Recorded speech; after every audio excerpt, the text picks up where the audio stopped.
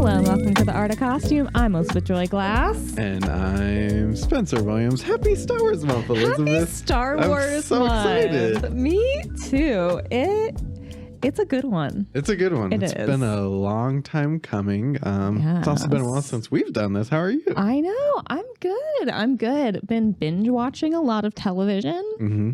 Otherwise, I'm fantastic. Yeah. Well, I'm good because we just had a Star Wars pizza party. We did. Yeah. We did. So, we absolutely did. Excuse me if I look like I'm falling asleep. It's because I'm in a low-key pizza coma. A little too much pizza. It's also NBA playoff season, so very important. Got to cheer on your basketball men. Anytime Elizabeth got up to go do something else, I would quickly change the channel real quick. Yeah. I would come back to basketball. Yeah, it's a busy time for me. It is. But never too busy to talk about Star Wars. So if you're new to the podcast, every year for, I think since the beginning, maybe with the exception of maybe the first season. Because we started after May. We started like end of June. Oh, that's true. Right. So every May that we've had this podcast, we've been doing a Star Wars episode, starting with A New Hope. And, we've been doing this podcast now for a little while now. So we finally made it to the prequel films. Yeah. Which I've personally been very excited about. Same. Because I've always been a prequel person. I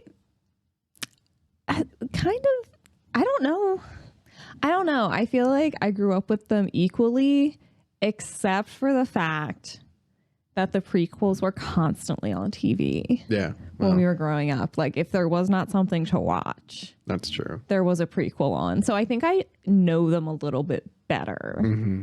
And they're more of like an influence because they look so good. I've just always been I hate to say this, but I've always been like a visual effects snob. Like you and I grew up during the Lord of the Rings, the Mummy, and the prequel Star Wars. Jurassic Park. So anytime like one of the older Star Wars from 70s, 80s would come on, I'd be like, we've seen better. This is cool, but I want to see Darth Maul with his dual-wielded lightsaber. Jumping all over the place. So that's why I've always had more of a attraction to them. Mm-hmm. Obviously, I love them all, but I'm very excited to talk about the Phantom Menace. Because to me, it's probably my favorite prequel. You and I just talked at our pizza party. You might not agree, but it's one of the better ones. It is one of the better ones. Not my favorite. But it's definitely, I think you were saying, like, if on a day where you're sick, it's one of the best ones. And honestly, yeah. Well, let's get into it. So I'll start us off with the summary. Two Jedi escape a hostile blockade to find allies and come across a young boy who may bring balance to the Force. But the long dormant Sith resurface to claim their former glory. And that is Star Wars The Phantom Menace, episode 1 or 4, depends what book you look at. Yeah. So we just, whatever. Or 3. Yeah. According to the Machete Cut. Oh, right. Yeah. Which, that's we true. just learned about. Yeah. So why don't you take us behind the costumes? I will do that with our favorite Star Wars director, George Lucas, and costume designer extraordinaire. Mm-hmm. Costume designer of the prequels, Trisha Bigger. Wow. You will know her work from the BAFTA-nominated The Fortunes and Misfortunes of Maul Flanders, The Adventures of Young Indiana Jones, which I highly recommend if you've never seen it. Never seen it. A lot of fun. Beautiful Creatures, Da Vinci's Demons, seasons 1 and 2, for which she won the BAFTA Wales Award. Oh. And she is the costume designer for Outlander seasons 5 and 7. Which we've discussed. Which we have discussed. Behind the scenes. Yeah. It's very much on her list. And she was nominated for another CGA award for the 3rd prequel film, Revenge of the Sith. Oh, ooh, nice. Yeah. And today, in her infinite wisdom, Trisha gave us, I'm annoyed I don't have it with me. Yeah. We're on YouTube now, Elizabeth. You could have brought it this season. I know. And everyone could have seen it.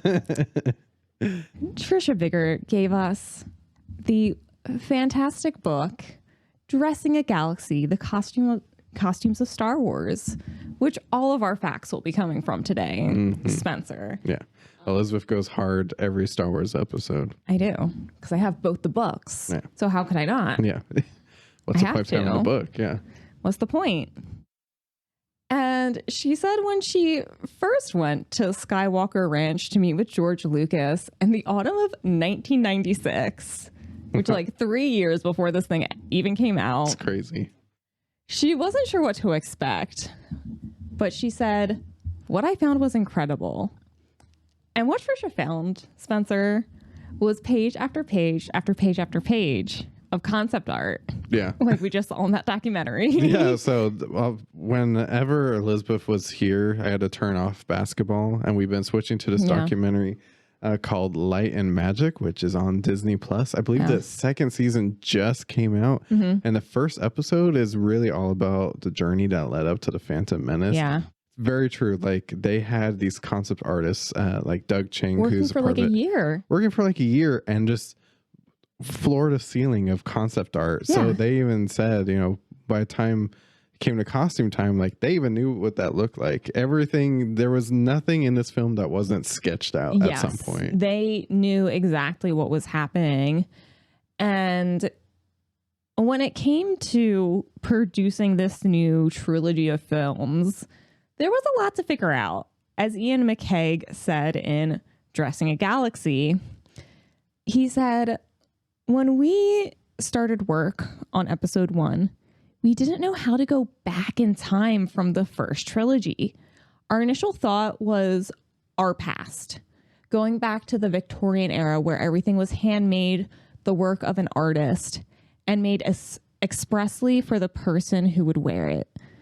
The further back you went, the more elaborate things got, which would contrast nicely when we caught up with the very machined, very uniformed look of episode 5 through 6, which is so true. Yeah. Like it's like they had their own little like industrial revolution. Yeah, it is interesting just how it's Star Wars. They think it's sci-fi, it's the future, but so much of it was just, you know, it kind of acts like a period piece in many ways. It does. And Trisha addresses that in the book, saying George has long asserted that the Star Wars movies are not futuristic, that they are period pictures drawn from the past a long time ago in a galaxy far, far away. Oh, yeah. So he kind of tells us right at the top. Right. And we've talked about this. This is our 4th Star Wars episode. And every time it's like hearing it for the first time.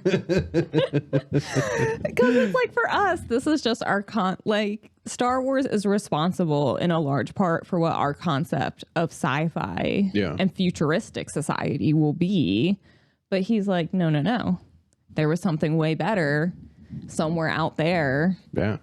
Who knows how long ago? Well, it's true. Like when you think of like characters like Queen Amidala and looking at her costumes, how they're very big and ornate, but they also feel very influenced by, you know, like historical dress and historical costume from all over the world that, you know, in ways referential to the world that we know. So. Absolutely. And that's exactly what they were doing. And nothing was off limit for their research. They looked into Japanese, Mongolian, Chinese, African, European, Eskimo, and Tibetan clothing. They went all over the world for their inspiration. And aiding in the research for this was concept researcher David Craig and Joe Donaldson, the Skywalker Ranch library manager. Oof. And her staff. I want that job. You want to know what Trisha says about their library, Spencer? Of course. She said, some of their hard-to-find assets have been collected over decades. George actually purchased the reference libraries of Paramount Pictures and Universal Studios, thus creating a wealth of information that helped inspire the design team in its conceptualization of visual frameworks for each society. We hoped that drawing on history and reinterpreting ideas from the past cultures would allow the audience to recognize albeit subliminally, and identify with the otherwise alien cultures. Wow. So I love George Lucas. He's just such an interesting guy, and he always goes above and beyond for everything he touches. I mean, purchasing entire reference libraries from studios. Hey, I mean, I would do that. That's one way to do it. We'll just buy the whole damn library. He spared no expense well. for the Star Wars films. Trisha's team alone over the prequels at any given point numbered between 80 and 120 people between the UK and Australia. Her crew included couture level cutters, sewers, dyers, printers, embroiderers, beaters, milliners, leather workers, mold makers, sculptors, and jewelers used a multitude of techniques to create articles of beauty or ceremony or authority. Wow. Which I love that, because it's like, you just look at Padme and it's like, oh, it's a rich woman dressed up, but she's dressed up to make a statement. Yeah, I mean, just watching The Phantom Menace, you just have to know that the crew on this thing was ginormous. I mean, there's just no way. The costumes in this are, I mean, it's like sci-fi costume design Bible. This is, I mean, it is very period based, but it's just, it's the baseline. It's definitely, it created a baseline for extravagant sci-fi. Mm-hmm. And like, I mean, when you think of Phantom Menace, you think of Queen Amidala, like that red dress and that look. Like every costume in this film could have been used as a marketing piece. Like they knew that it wasn't just going to be seen in a movie, but it's going to be used to just spread the word of Star Wars throughout the world. Yeah. I don't know. They were like, we're back. Yeah. It's back. We're so back, because I feel like that kind of gets a little bit more quiet in the second prequel. There's still some amazing costumes in that, but they had to start the Phantom Menace strong, just on a, whatever's higher. They were up here, Absolutely. And Trisha's background in theater really gave her a good basis for this film. She was very used to creating Jacobean, Elizabeth, Victorian costumes, and really did understand how it influenced the actor's performance and how important it was for them to feel comfortable and be able to move in these pieces. Yeah. And that really allowed her to understand the scale and functionality the film needed. She said, George would always look at both photographs and videos of these early shapes to study the lines of the outfits in motion. He would also examine all subsequent images from later fittings when the outfit was nearly complete. So by the time we actually were on set, there would be theoretically no surprises. Yeah. That's very clear from studying George Lucas these past 4 seasons. And I mean, you kind of have to, especially with this, he has to know what those costumes are going to do. Yeah. How big that, like, it has to fit into his frame. He has to know, like, okay, how close can we get to this? Yeah. Like, how can the lighting work with this costume? Like, there was just a lot they had to do technically to put these in the best light, in the best setting possible. Yeah, it's like that Francis Ford Coppola, the costumes are the set thing, because especially in this film, because they take up so much space and they're very commanding in terms of the colors, in terms of the size and the scale. Even when they're on Tatooine, like those the colors of the costumes then like blend in with the world around them, or so like and compared to like Queen Amidala, and that is like a set piece itself. So because even though they're moving into this bigger, more elaborate world, I feel like you don't really get to see the pre-Empire Senate world really until the second film. Right. That's true.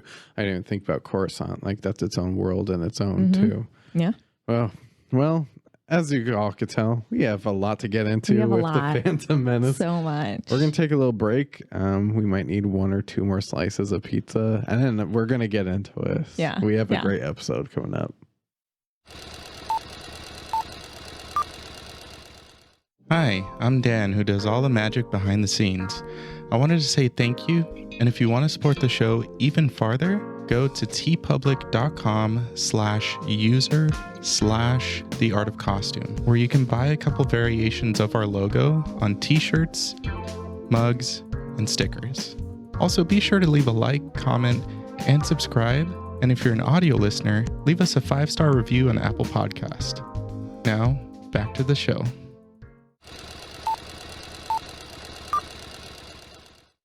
All right, Elizabeth. Well, obviously there's a lot of good costumes to talk about. And whenever I think of the Phantom Menace, I think about one character in particular. The Phantom Menace. Oh, yeah. We're talking about Darth Maul. Yes. I mean, can you think of a more cool Star Wars character, honestly? I mean, except maybe Queen Amidala, but... A more cool villain? Not really. I mean, it's him and it's Darth Vader, and... Yeah. And dare I say, I think Darth Maul could defeat Darth Vader. I wouldn't put it past him. At least 80s Darth Vader. Yeah. Yeah. Maybe not the Hayden Christensen Darth Vader.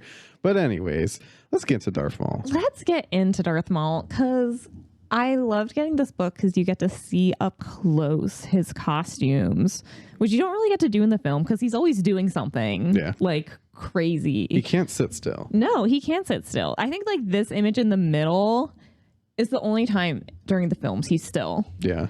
But even then in the movie, it's like it's a very quick scene. Mm-hmm. And he has a black layered kimono style garment under his robes with varying lengths of splits and hanging skirts, which allow a lot of movement during his very complex fight scenes.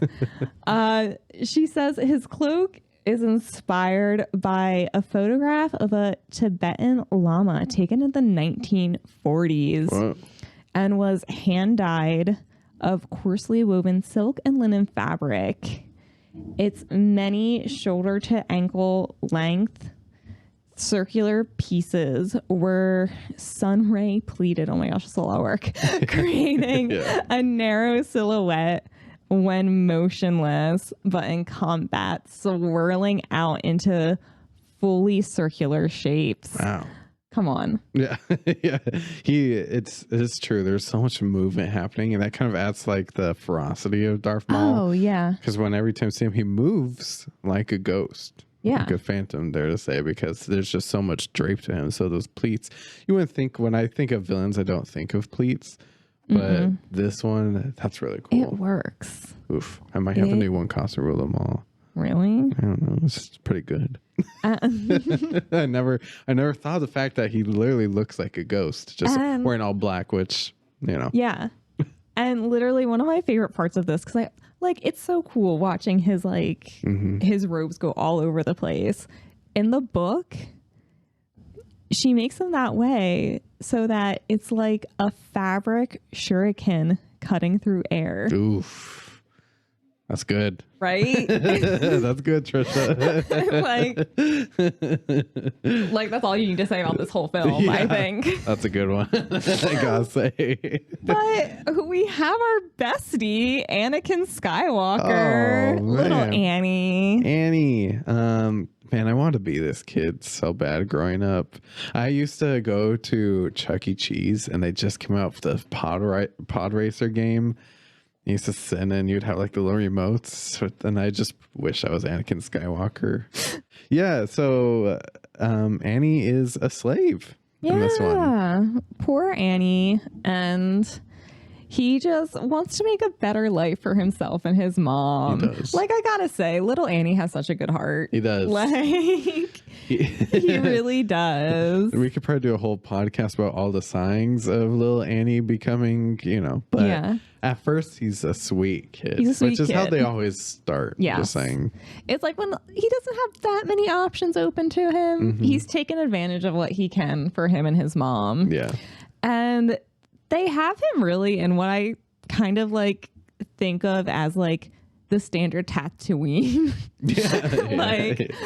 garb, which is natural colors, coarsely woven silk, linen, hemp, mixed fabrics with ragged leg wraps, leather belt, Just very like, oh, Luke, episode 1. Yeah. Tatooine on the farm. Just like one step up from like a potato sack. Yes.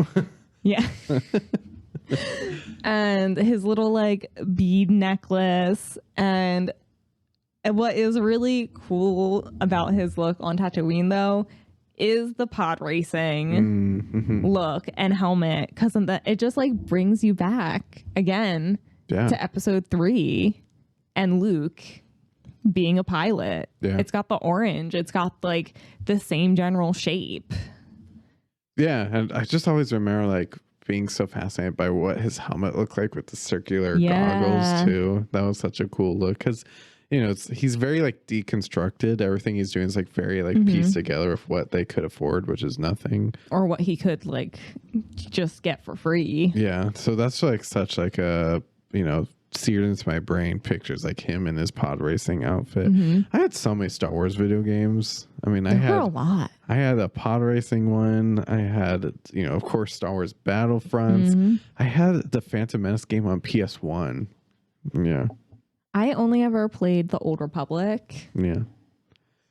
Oof. Excellent. That's all good stuff. But I mean, you cannot talk about the Phantom Menace without talking about Queen Amidala. Queen. I would say that you could make costume exhibitions about her costumes, but there literally have been costume exhibitions about her costumes.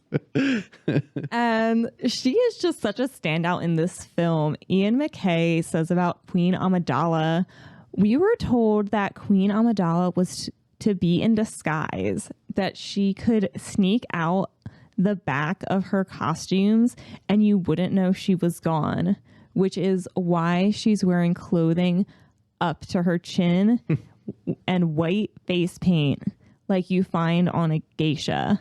Yeah, I mean, that's like one of the coolest parts. And it is, and it wasn't until I was like even older that I realized that most of the scenes, it's not actually Natalie Portman as Queen Amidala. Like it took me a long time and there's that scene where Anakin finally realizes, and I still was like, I don't get it.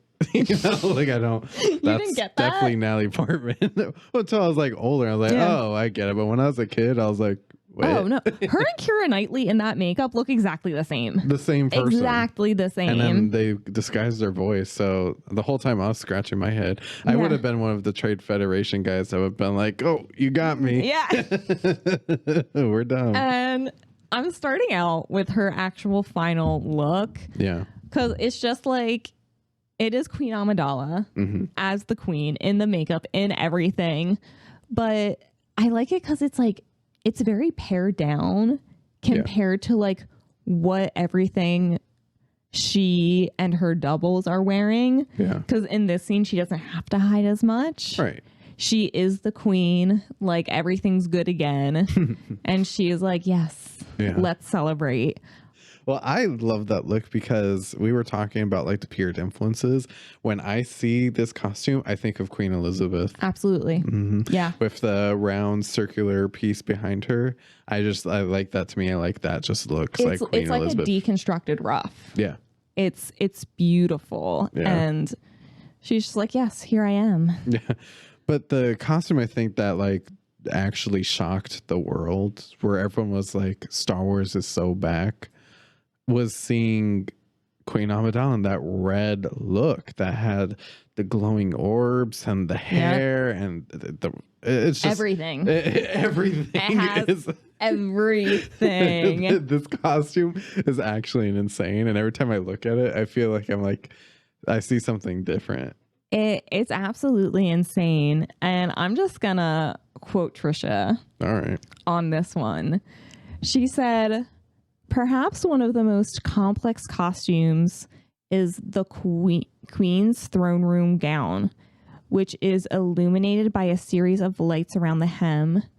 Work on the dress, which took almost 8 weeks to complete, began with manufacturing of an undergarment that resembled an upside down ice cream cone. The shape of this undergarment was constructed using many narrow panels of canvas that were reinforced with rings of crinoline steel around the hem to keep the shape rigid and support the weight of the fabric. Poor Natalie Portman. Yeah. Allowing it to skim the floor, creating a floating, gliding effect. I considered velvet, but with some of the sections being cut on the cross, the reversal of the velvet pile would have been extremely obvious and ugly under film lighting. I chose instead a fine silk satin cord, which was mounted on a more densely woven silk prior to construction. And each panel was self-piped. The collar hanging center front piece and sleeves were edged and lined in faux fur and decorated with gold metallic embroidery. Wow. The lights were in a vacuum-formed perspex, color washed with French enamel varnish. In keeping with the cultural and historical basis of many of the costumes, the dress was influenced by the Chinese imperial courts. That is insane. Yeah. I think this is the costume with the most explanation for it in the whole book. Yeah, because every time anyone sees this costume, they're like, what? Yeah, what the is this? Yeah. You know? Like, it's insane. No one knows. I would love to see this costume in person. You know, this is one of those costumes that would like stop me in my tracks. I just want to look at every square inch of it. Yeah. So I would be curious to know where it must be at like Skywalker Ranch or something. Probably. But I would be very curious to see this in person one day. I'm sure there's a vault somewhere with all of her costumes in it. Yeah. So there's no way they just shoved those away, especially by the end of it. Yeah. Because I feel like a lot of stuff from these films survived because they already knew how important the originals had been. They did a whole costume exhibition at FITM back in the day that had all 3 films. So they're somewhere. There's some other great costumes too that aren't as big and grand, but subtly still so extravagant. And I think of the ombre velvet gowns that, again, Natalie Portman wears. Yes. She wears. Can you imagine being Natalie Portman on this film? No.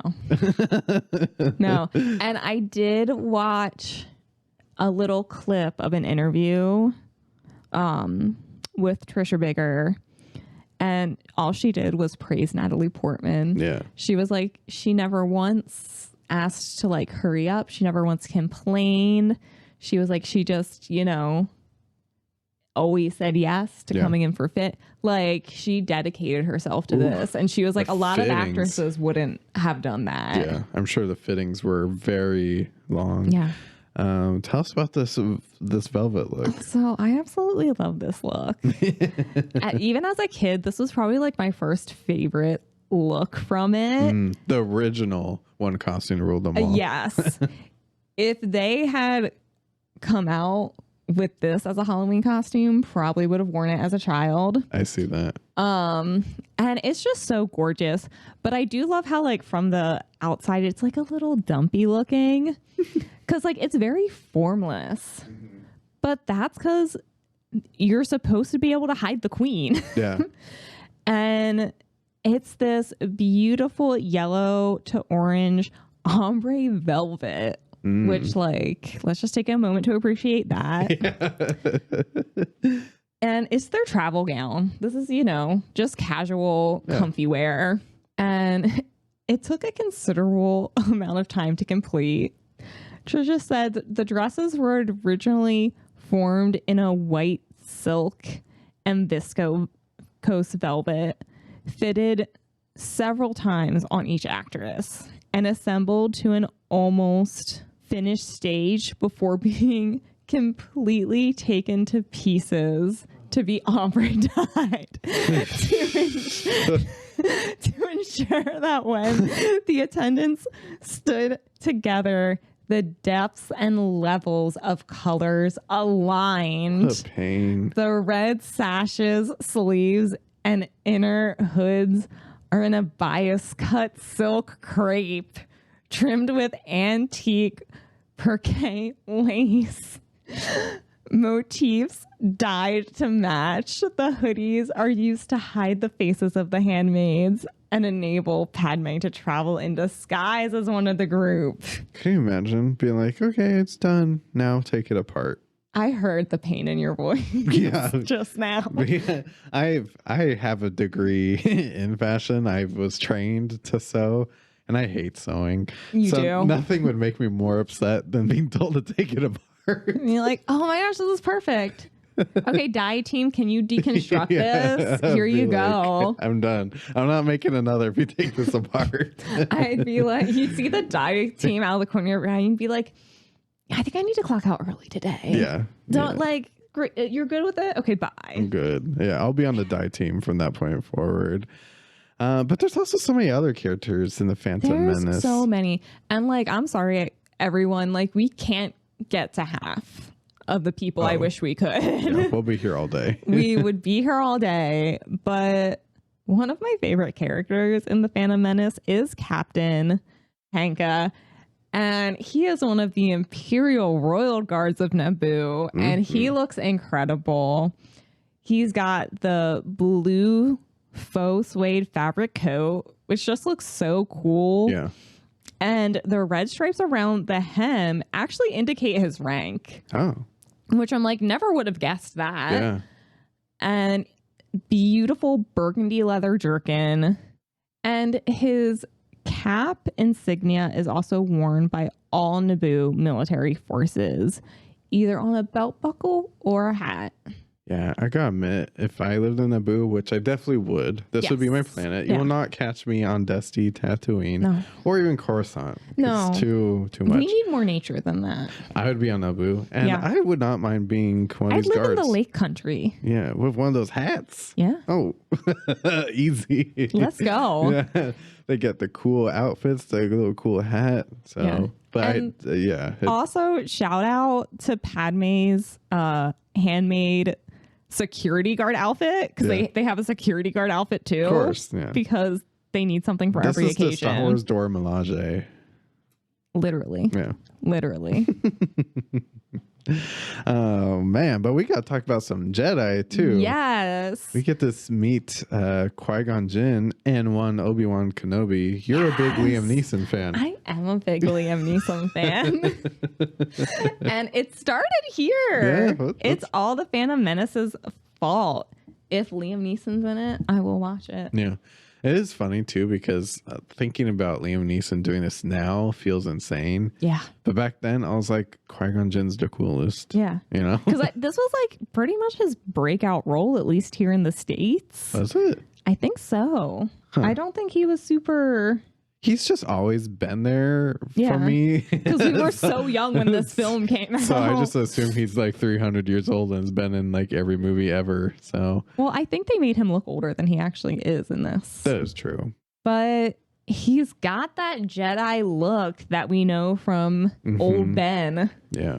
In the original trilogies. She says Qui-Gon Jinn's Jedi outfit is a jersey silk beret undershirt and silk knoll overshirt with traditional double hanging tabs held by a matching cummerbund under the leather Jedi belt and pouches. Silk linen mixed coarse weave poncho with printed border for his disguise, which replaces the normal dark brown wool crepe robe. I love the poncho. I would. There's something so kind of like cozy. And Qui-Gon Jinn just looks like a diva with that poncho. Tatooine, the way he kind of whips it around. Yeah. He has this like little bitchy little like not phone, but the thing he like calls Obi-Wan with his like with his ponytail and his poncho. Like, he's like, I've got to get off this planet. Yeah. And me at like 10 years old was like such swag. Literally. Because he's like, he's so mean to everyone and they all deserve it. And you're like, yes, Qui-Gon Jinn. Qui-Gon Jinn just had style. He did. But also like at the same time we see Obi-Wan and he's kind of like defining like that Padawan look, which it's so ingrained in our heads. But actually, I don't think it existed at this point because No. So Luke doesn't really take on like a Padawan look. Because by the time of episodes 3 through 6, the Jedi Order is decimated. Yeah, that's true. It's just disparate Jedis who still happen to be alive. They're all elderly, and they really can't congregate, or Darth Vader's gonna come murder them. Yeah. Oh man. And I don't think Yoda was concerned with Luke's hairstyle while teaching him. I don't think so. He didn't get the braid. I bet you Luke was pretty pissed when he found out, though. He was I bet he was pretty relieved. Well, that's it for our facts, but we're actually not done yet because we feel like The Phantom Menace is such a fun film that deserves its own celebration. We kind of want to keep the pizza party going. Yeah, so we're going to have some friends over to talk about The Phantom Menace. Join us in studio after this break. We're going to have quite a cast of characters. Quite a cast. Costume designer Laura Brody is going to be joining us. Yes. Costume designer Jennifer May Nichols is going to be joining us. And actor / writer / producer John Paul Nichols is going to join us. And we're going to just talk about the prequels and what we loved about them, what maybe we didn't love about them, and of course play our favorite games, one cost for them all, and do a Stitch rating. So I'm excited. Let's pop some bottles and everyone reel in more pizza. Get ready to party. Yeah.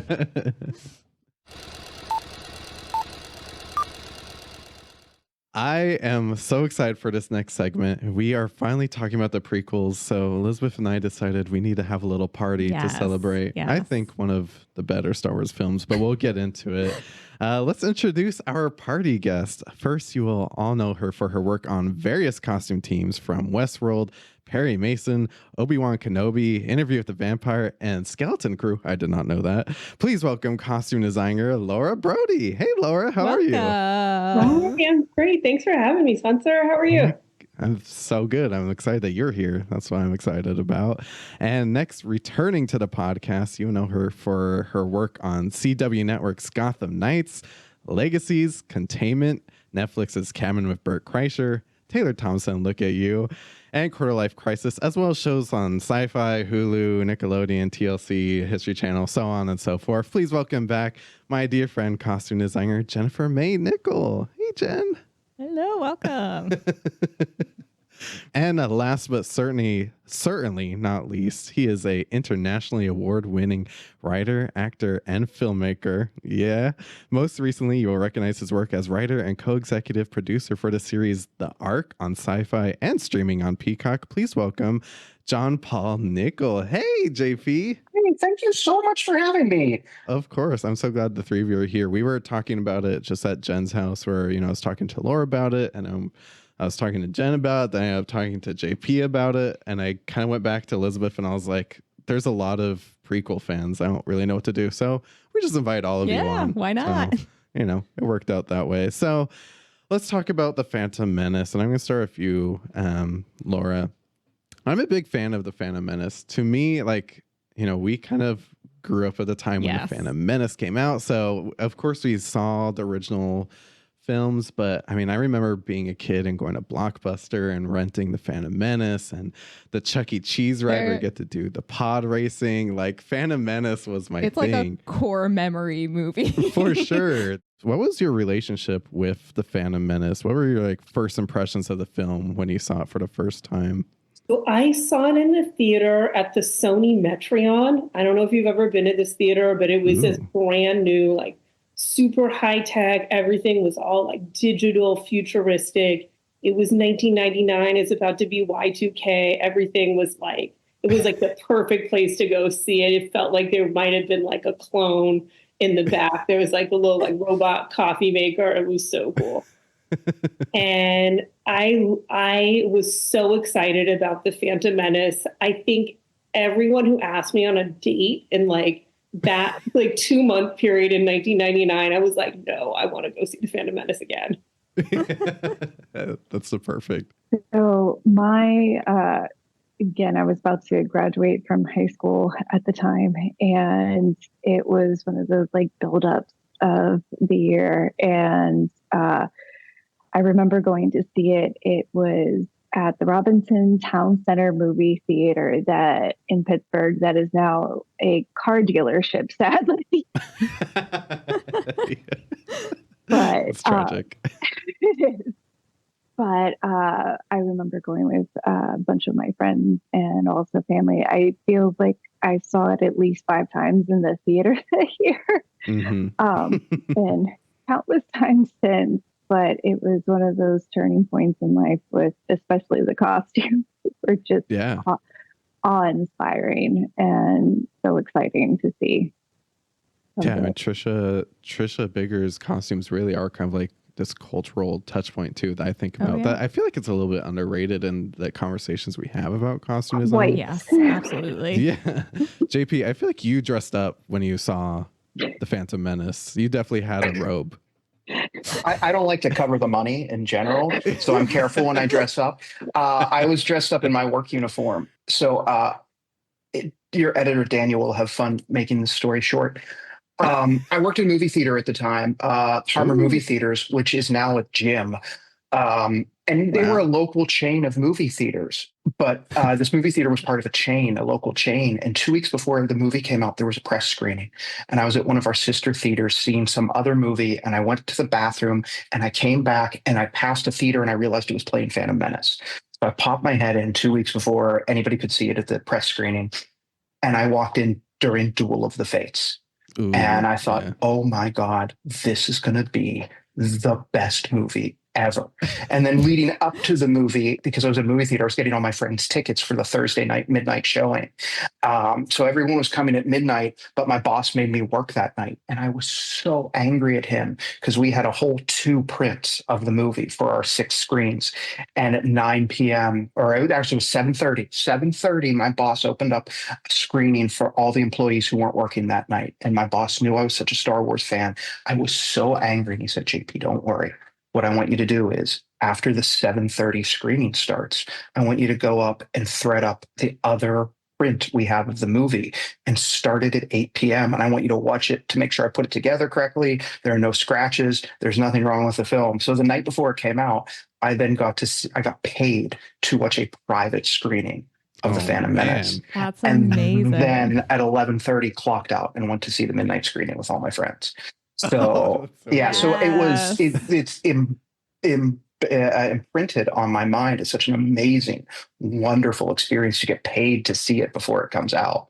I feel like the audience reaction to the Phantom Menace has always been very, I don't know, I guess like over the years, I've used to people kind of shitting on it a lot, honestly. And I've just never understood that. But then I guess different generations kind of react to different iterations of Star Wars differently. So, I mean, Laura, has your opinion about the Phantom Menace and the prequels changed over the years? Were you always a big fan, or like, what is that about? Why do we love it so much?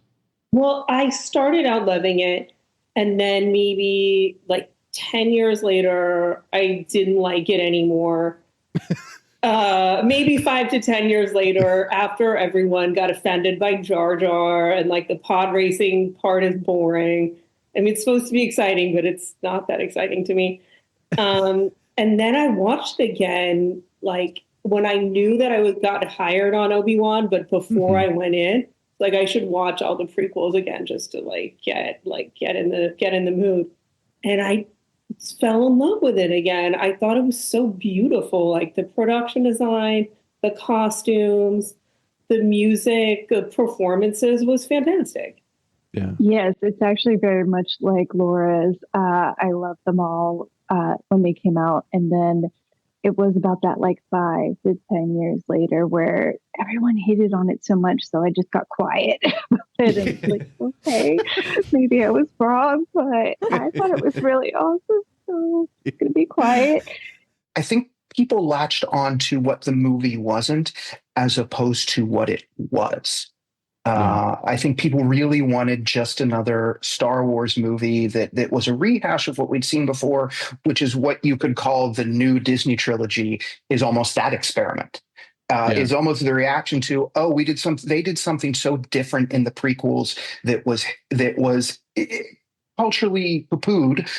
Now we're just going to do a rehash of what we'd seen before and see how that works. And probably the truth of the best way to do it is somewhere in the middle.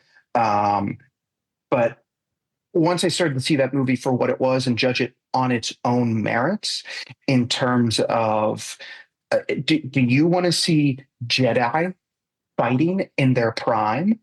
Yes. Right. Do you want to see Yeah. the manipulative works of the Sith? Yes. Do you want Yeah. to expand this world and go for, and while tactical locations are always great, but do you want to go out of the three color palettes of brown, white, and green and see the, dare I say, strange new worlds and civilizations? Yes, that's what they do. Do you want to know the secrets behind the Force?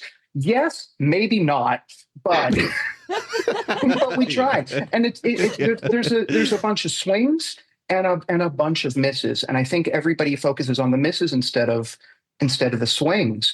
And I just want to piggyback on what Jenny said. Is I think we're big proponents of the Machete Cut, which is and I don't know why it's called this, but you watch episode 4, A New Hope, you watch Empire Strikes Back, and then it's, cliffhanger, oh my God, that Darth Vader's his father. How did that happen? Then you go back and watch the prequel trilogy, all 3 of those, and then you end on Return of the Jedi, which wraps it all up, which is a great way to do that. Yeah. Elizabeth, did you always feel the same way about the Phantom Menace?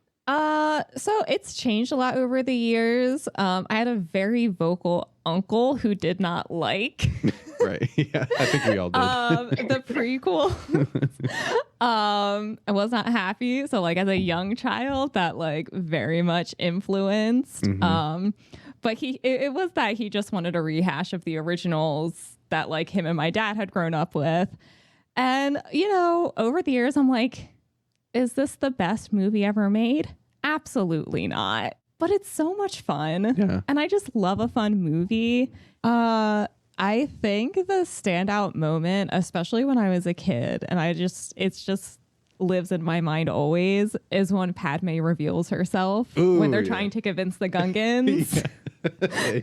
Like her just coming out and being like, okay, like let's simplify this. I'm the queen. Let's please help us. It wasn't until I was an adult when I finally like sat down and was like, okay, wait, what happened here? And then you start looking at the IMDb and you're like, Keira Knightley, like all these like famous actresses now. You're like, who did they play? And you're like, oh, they played the queen. Yeah. Corday. Yeah, it's insane. That's what a nerd I am. I know Keira Knightley's name. I never heard that name before. Corday. Yeah. Laura, I want to ask you before we move on. You got to work on Obi-Wan and Skeleton Crew. Without getting into the weeds of it, I mean, what was that experience like for you? It was incredibly special. It was really touching.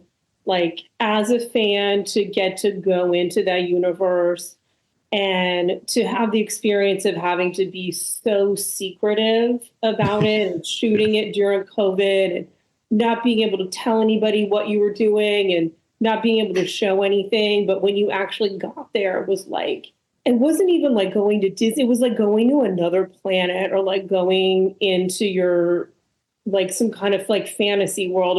It was amazing. It was very, very special. So let's shift gears a little bit. So every episode we like to play some of our favorite games, and we start with some very first official business by giving each of the films we watch a Stitch rating, because we felt like we're just being a little too non-judgmental, so we had to give some opinions somewhere. So who wants to go first? I don't know, that's kind of a hard one. I guess I'll go first because I'm talking. To me, I think The Phantom Menace is a solid 4 out of 5 Stitches. It's, near perfect. Obviously, like we talked about, it has its moments that are interesting. Yeah, I have to agree. I'm a solid 4 as well. Yeah. Because like it's beautiful. All the details are there. You look a little closely and you're like, I wish there were some more like embellishment on the top. Yeah. But other than that, solid piece of work. Yeah. Laura, do you want to go next? I would also give it a 4. I think the visuals, the costumes are like a 10 out of 5. Yeah. Absolutely. Production design, hair and makeup, music, performance. But there's just something like I said, like Jar Jar, the Gungans, that really long pod racing sequence. It didn't really Laugh. I give it a 4 1/4 stitch. There you go. Okay. That works. There's really no rules on this podcast. No, there's not. The quarter stitches, that little extra for the costumes. And Yes. one of the things I appreciate the most about the movie, especially all of the prequels, is in going back and watching it so many times. Yes, I know it like the back of my hand, but then at the same time, when I'm actively watching it, I always notice something new and appreciate something that I haven't seen before. It's definitely a fun, almost like a puzzle to watch, like, and noticing something different every single time. So Yeah.